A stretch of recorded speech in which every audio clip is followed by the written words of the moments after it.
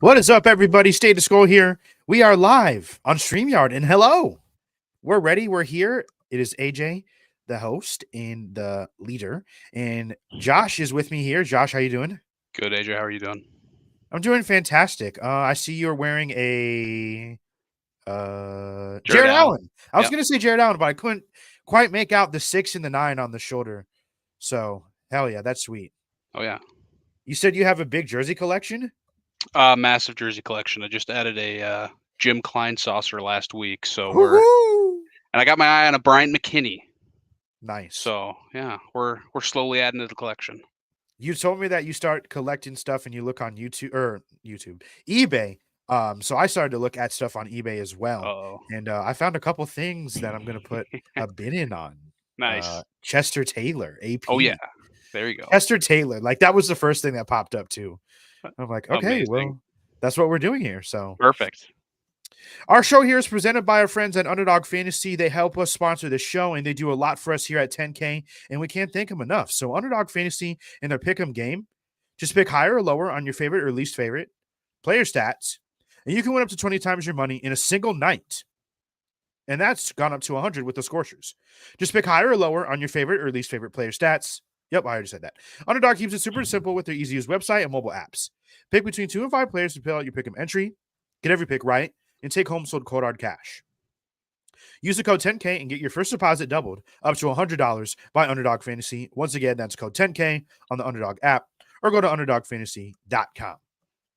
So we've got quite a barn burner tonight. Chargers and Raiders with Easton Stick and Aiden O'Connell getting the start.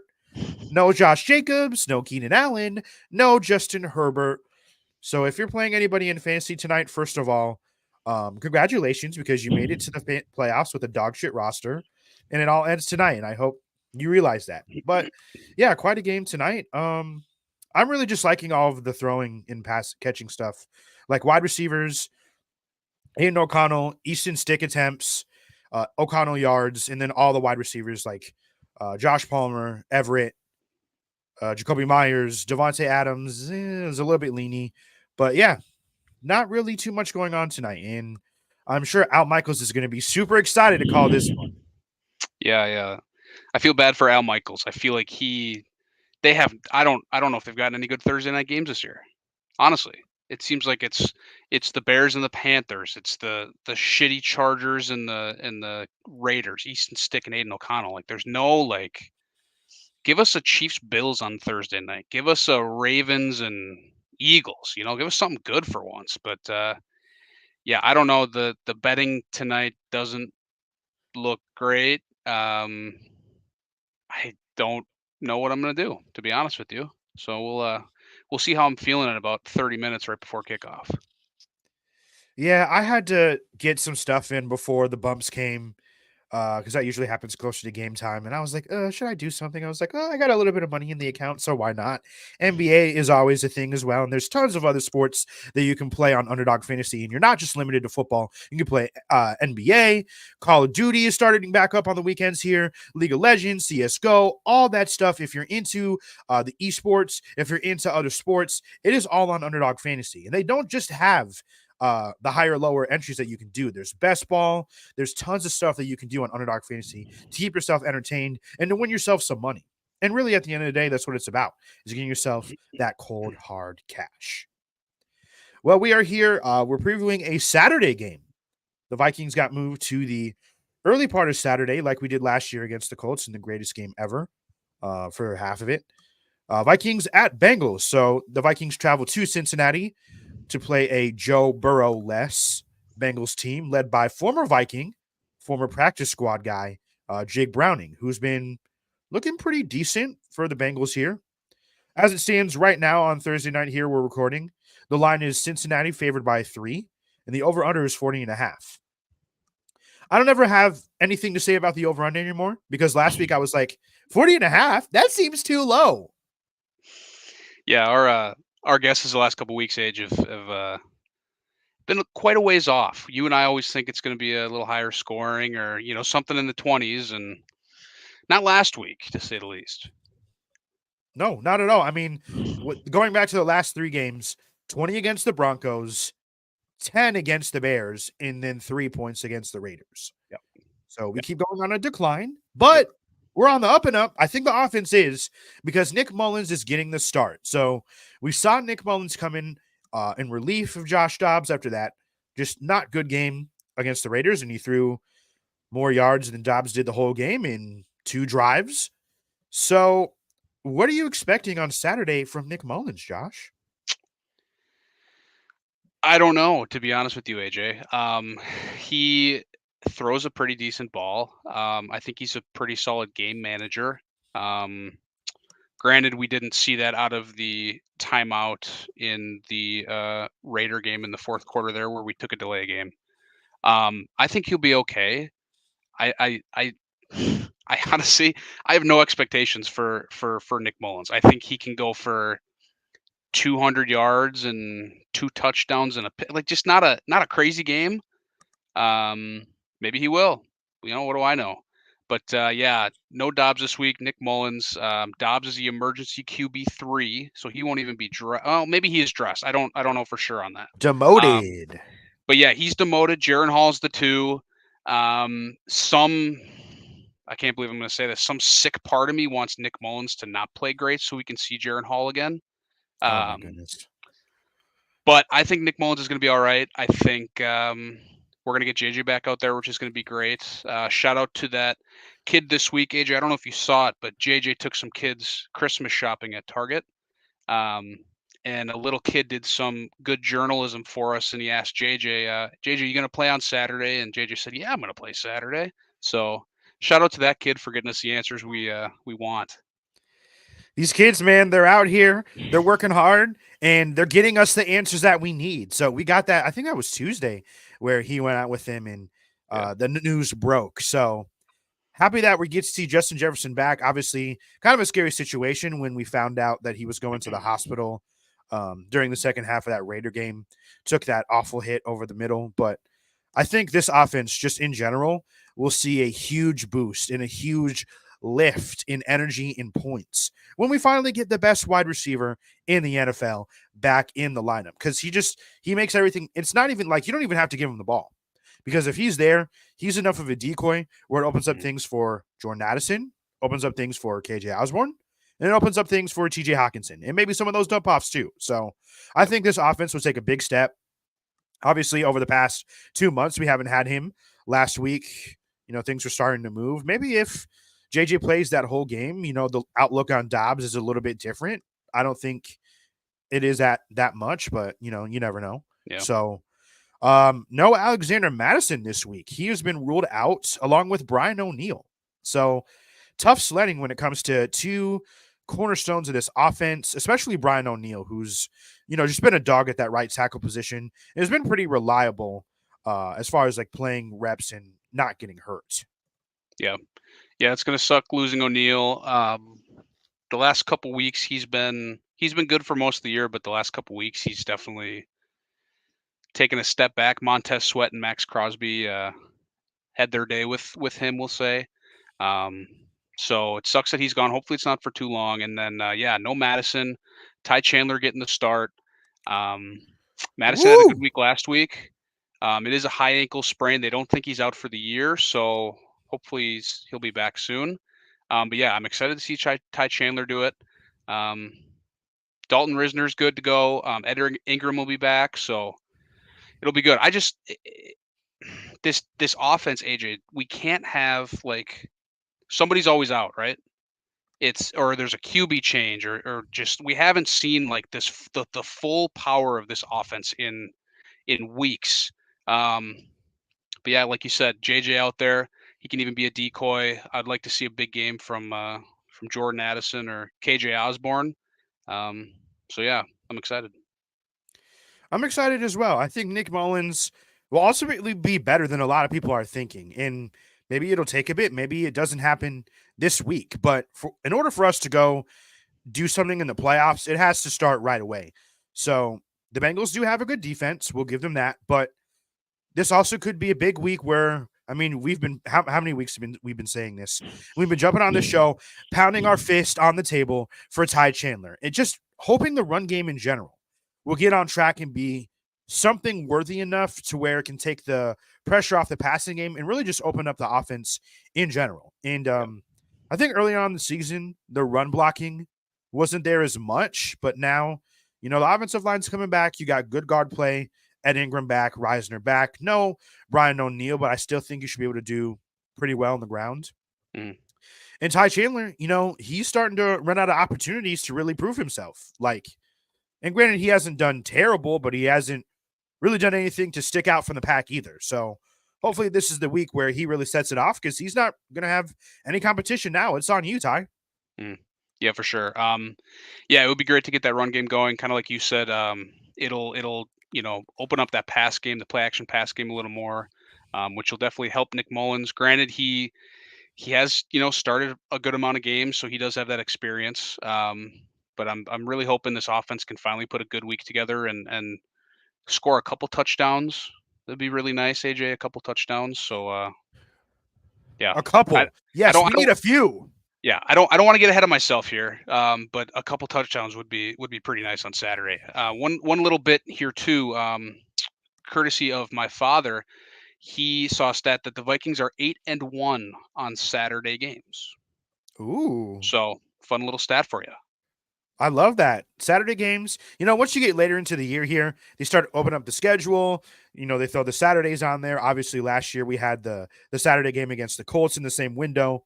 That was fun to kind of get that out the way. Or not fun, depending on how you view that game. I was there. That was the best memory that I ever have of a game. So Saturday, the energy is just different on Saturday because, it's not like your typical Sunday where you're having to, you're in a standalone window in that noon slot. So it's going to be a pretty fun time for the Vikings and Bengals. I think it's going to be a tight game either way. Bengals are only favored by 3. I don't think either team runs away with it unless if, the floor just falls out on us because we never run away with games. It's not going to happen where the Bengals choke. It's going to happen where we do because that's how Vikings football works. Yeah. We've been accustomed to it for years and years, and yeah, I unfortunately we are used to the doing the choking and not the other way around. Got to step up here. Got to get this dub. Flipping to the other sides of the ball here. So Bengals, like we said, Jake Browning, he's been getting the start. He's been out there putting together some good games. Had a good game last week against the Colts. Ended up getting hurt, but he was all good for this weekend. And they've got the full complement. Jamar Chase is back. He's doing things. T. Higgins is back. He's doing things. And Joe Mixon has been a pretty good sleeper pick for fantasy and just overall in general. He's kind of flown under the radar this year in a year where, coming into the offseason, it was looking like he might not even be with the team because of some off the field issues and contract stuff. But, when you have a team like that where you're right there, you want to try and keep everybody together. So Yep. Joe Mixon has been really good. I think that offense in general might give us a little bit of trouble. Usually super physical wide receivers like T. Higgins do.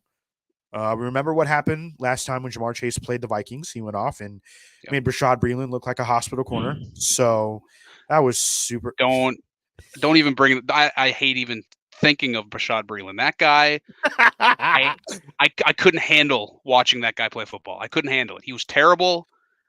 I couldn't handle it. Just I hated it. It was like watching Xavier Rhodes in those last 2 years all over again. Like every time he would get scorched, every time he would get beat, he would just act hurt. Like, oh, and then, my knee. Yeah, he'd act hurt, and then he'd go to Twitter and just be a total asshole to Vikings fans and talk shit on Twitter. It's just like, dude, you're a bum. Shut up.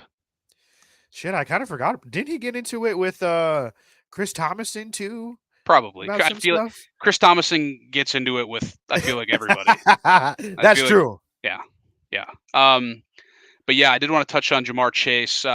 Yesterday after practice, he did say that somebody asked him if him and JJ are top 2 wide receivers in the league, and Jamar basically gave him the we're top 2, but I'm not 2. Basically saying I'm better than JJ. So I think these two are going to go to war, and I mean, this one's personal for them both. They played at LSU, they won a national title, and they're best friends from what I can tell. So there's definitely going to be a little more competitive edge to JJ and Jamar this weekend. We love that competitive edge. In games like this, stars got to show up. especially when you have to lead your team. It seems like both these guys are kind of in the same position where they're the alpha male of the offense and they're having to deal with a backup situation where in order for their offense to succeed, they need to be the one to step up and make the shit happen. So I would not be surprised at all if both of them went off this weekend. Yep. But you know what? Our defense has been really good. Mhm. Listen to this. So since Kirk went down in week 8, the Vikings have 5 touchdowns allowed, which is first, our defense. 1 shutout. No one else is shutting them out. 16 points a game, which is 4th in the league. 79 rushing yards a game, 4th in the league. 9 turnovers, 7th in the league. And they're averaging about 293 yards given up a game, which is about 8th. So top 10 defense, top 5 in most of those categories. This defense is humming, and I love it. Yeah, they're so much fun to watch, AJ. I just wish like the year we have a defense, our offense isn't the best. Then the year we do have a good offense, we don't have the best defense. Like one of these years, let's just put this shit together and make a run. But yeah, this defense is they've been so fun to watch. Ivan Pace is a dog. I saw a tweet from PFF, the top 5 rated rookies. I believe it was just for week 14. Ivan Pace and Mekhi Blackman were both in the top 5. So we got a lot of young guys stepping up, making plays. Caleb Evans as well. So yeah, they're a really good defense, and give Brian Flores whatever he wants to be our defensive coordinator for the end of time, please. Yes, I 100% agree. Hand that man a blank check. Let him fill it out with however many zeros he wants and needs. Let's go. Yeah. And you know what? I was thinking about that earlier today, what you touched on earlier. Last year, offense humming, defense bad. This year, offense is struggling, defense great. What if next year's the year we put it together? We get Kirk back, blah, blah, blah. That just sounds like the perfect storm, especially for KOC in year 3. But that's just what I was thinking about. But yeah, I mean, this defense, we kind of figured, without having to say it, that when Kirk went out, they were going to have to be the ones to step up and lead the way. I said it, in the post game after that Packer game, like this is where you show your stuff.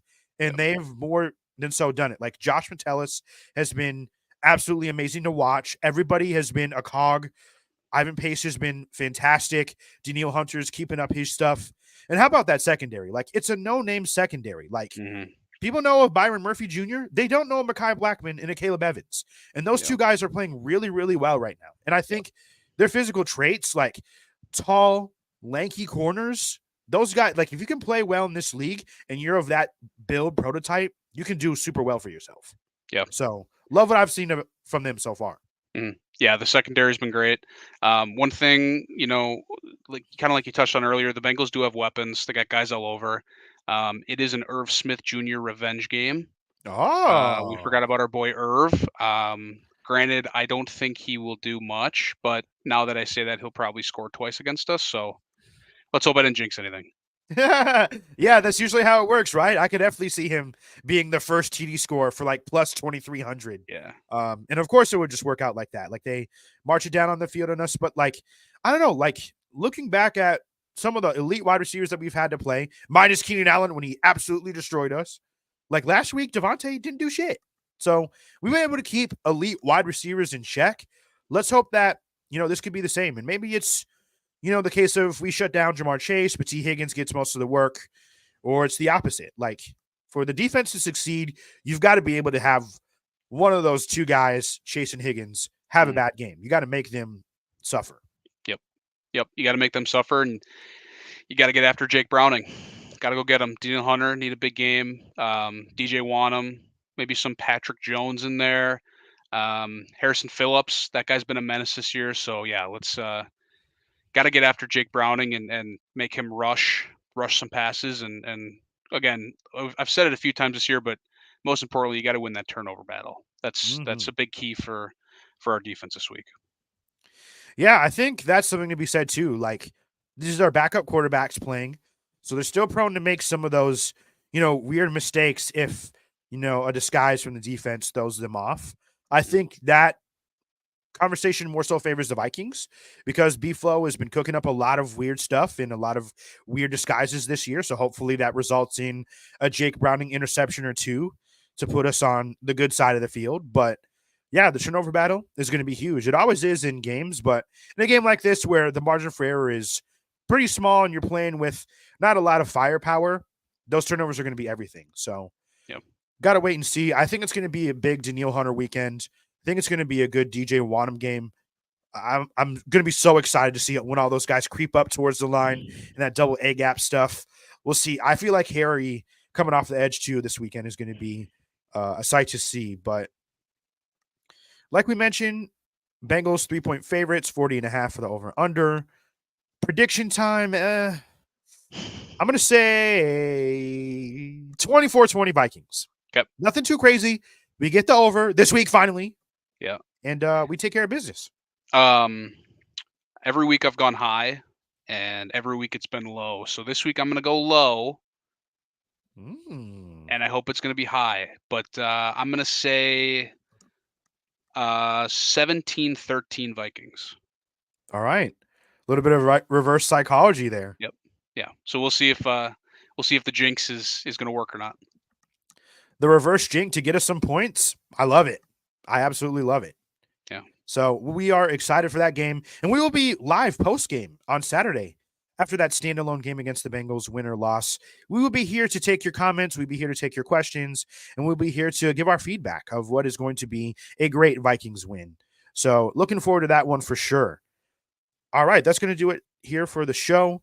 For AJ and Josh here at State of Skol, thank you for watching. Thank you for listening. We will see you Saturday. See you guys.